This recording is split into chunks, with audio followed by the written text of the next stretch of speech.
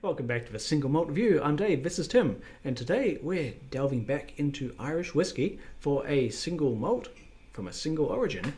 And apparently it is a singularly good whiskey. Sure as hell is. Single malt, defined by a malt whiskey coming from a single distillery. But what if it was even more singular than that? That's what we've got here. This is taken single malt very, very literally. And the result, as we're going to find out, assuming Dave agrees, is something really quite stunning. This is Waterford, which we've looked at before with their, I believe it was the Cuvée.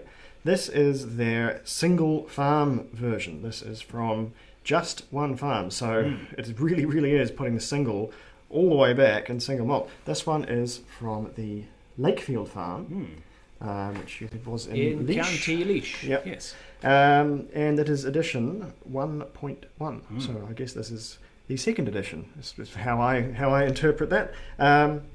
It is 50%. It is unchill filtered. It is uncoloured. It is all the things we love to see. And I have more thoughts about the presentation and the price of this further in, but needless to say, I was pretty excited by this. It almost lost its life. This came along with me to a rather rough and tumble whiskey tasting and nearly didn't escape. It was very popular, but I think we've got just about to get 2 more drams out of it.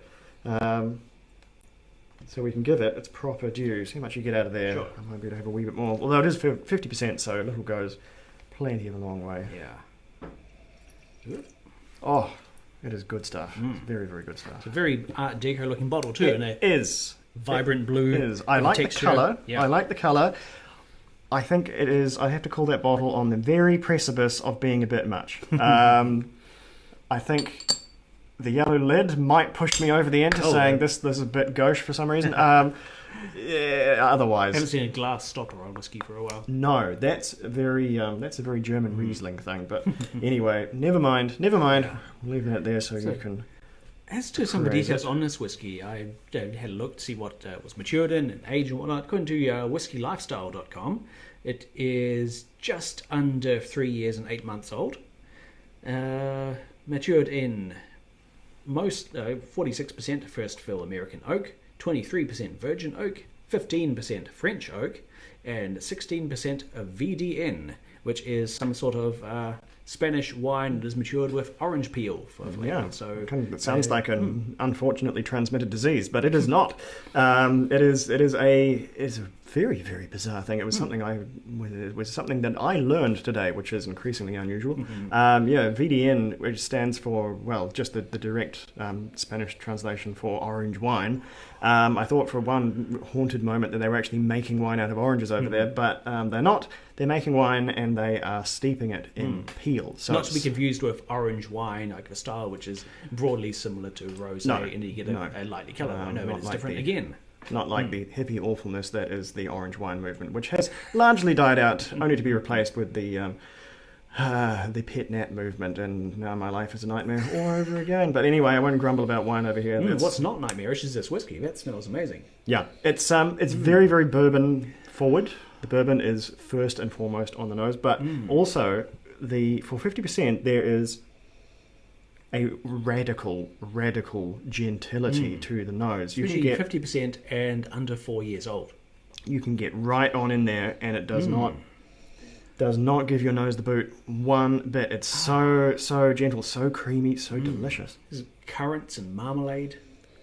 Yeah, that's marmalade is maybe where that VDN comes out, but A good sort of a corny oakiness of the bourbon. there is an awful lot going on. There's that popcorny savouriness that you get from the best bourbons that we've uncovered. All have this lovely sort of warm, golden, savoury, buttery popcorn note. It has that, but it also has a pretty tremendous sweetness through it coming as well. It's almost as if you crossed in a sympathetic way a really light Speyside whiskey with a sort of a super duper savoury bourbon, but without all of that maple syrup and stuff that comes along with it.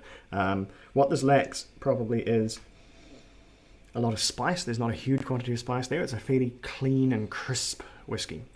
And that's just on the nose. There's so much going on here. So on the palate at full strength.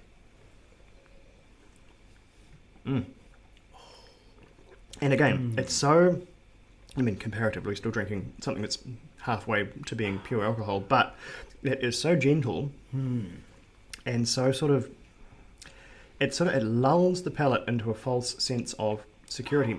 The first hit is just sort of nice and moorish and vanilla and scrummy, and you think, that's a pleasant whiskey. That might be nice with ice, kind of a thing. But then it just keeps going. It keeps developing. It's still developing on my tongue right now. Those vanillas are sort of toasting and turning into coconut. There's some white jelly bean excellence coming out there. And then there's just that warm popcorniness sort of comes back in. I started off with an overwhelming impression of Middle Eastern confectionery. Layers, oodles of cinnamon and ginger and dates. All kinds of spicy syrups just mingling and bursting. It's very tasty. And so obviously it has a perfectly good capacity for water. I haven't actually tried this with ice. That would be a bit naughty, but I'll bet it would be really, really good with it. Just probably a bit of a waste of such a special dram. It has all the energy of a young whiskey, but a complexity and depth of something much older than 3 years and 8 months. Actually, with that water, that is profoundly sweeter and fruitier. That's loads of licorice on the nose. Very, very different. So that, I think, is a case of depends what you want. Whether you want something vanilla-driven and quite creamy and oaky, definitely don't cut it with water. If you want something a lot more dynamic, a lot more sort of boisterous in its flavours. That's brought out some spice and some heat for me. Yeah. That's really brought it in the Speyside direction for me. And I love them both. And I love the fact that it does both of them. I'm really quite enamoured with this whiskey in a way that I don't typically get. I'm normally too cynical to really, really fall in love with a dram. But I think and I'm getting into my more contentious thoughts about this one now. I didn't pay a lot of money for this bottle of whiskey. It was this one was very, very little over 110 New Zealand dollars, and you just have to do the maths on that one. It's like 50 euros, 50 pounds or so. Oops, our phone's disconnected, but that's fine. The camera has not. Cool. The backup systems are engaged. Technology. No, bloody Bluetooth. Who invented it? Doesn't matter. It's useful but extremely bad system for reliability. Anyway, I digress. This is a pretty cheap whiskey, considering that it's 50%, considering all of the craft components around it. They have managed to get this out the door for a pretty wildly cheap price, considering where whiskey is at the moment. And what they are selling, single farm whiskey that has been incredibly craftily distilled and presented extremely well. If you wanted that with a Scottish treatment, you would be looking at something like Daft Mill. They do single farm. They are intrinsically a single farm distillery, and you would be paying, I think, I would need to look it up, you would be looking at 3 times the price, and that's where the prices would begin. It'd be odd to get a whiskey this young out of a Scotch distiller as well. It would. It extremely would, and so that would balloon the price even further. This one, I think, and here's the radical statement, this one is for the first time tasting this whiskey, I can clearly and genuinely say they are beating the Scots at their own game with producing single malt whiskey. This is, in terms of the quality of the spirit, in terms of the presentation, in terms of the what's actually in the bottle, in terms of the fact that it's a higher proof, it's the non-chill filtered, it's uncoloured, it's exactly what craft consumers like us want, and the price is still staggeringly low. They have dunked this one all over Scotland.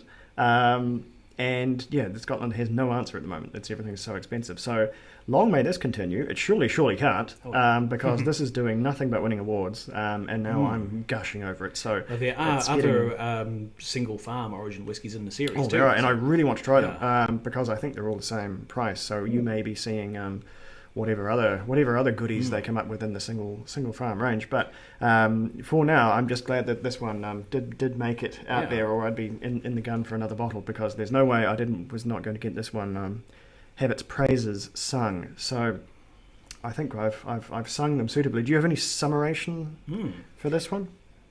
It is just, I think, a masterpiece of cask curation. It's an eclectic mix of wood in there, including some we've never encountered before.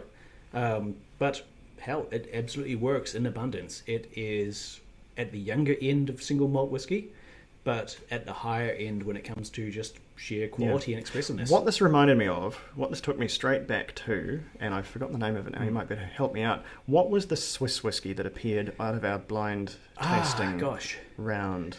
I have No, Dave's sadly forgotten it too. Yeah. Oh, never mind. We'll post it in the. I'll probably flash on the screen or something. It's That's in fine. notes on If my I'm phone, on the ball. we don't have to But do that.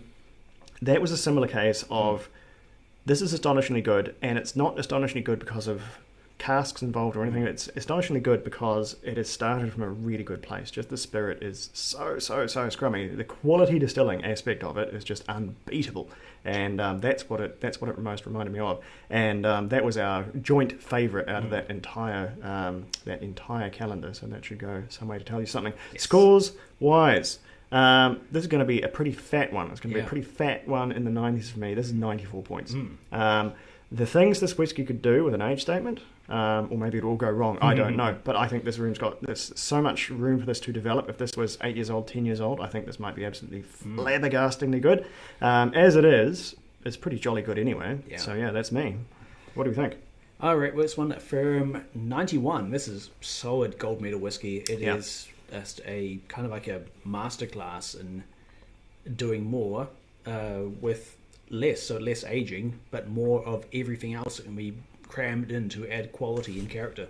Oh, I think a redefinition of Irish distilling in no small context. There's a lot of it going on now. This is the first one that has really made me stop and consider it and take it fully, deathly seriously, which I kind of haven't up until this, and I don't think I've been particularly prejudicial in doing that because I think there is a lot of tacky Irish distilling going on. We've had to taste our way through a great many examples of it, and we might still have a few to go. Who knows? Possibly I'm just being pessimistic, but this one maybe go, okay, no, this is real. Irish distilling and the renaissance of Irish craft distilling is very much a real thing, and it is here. It is extremely here. So.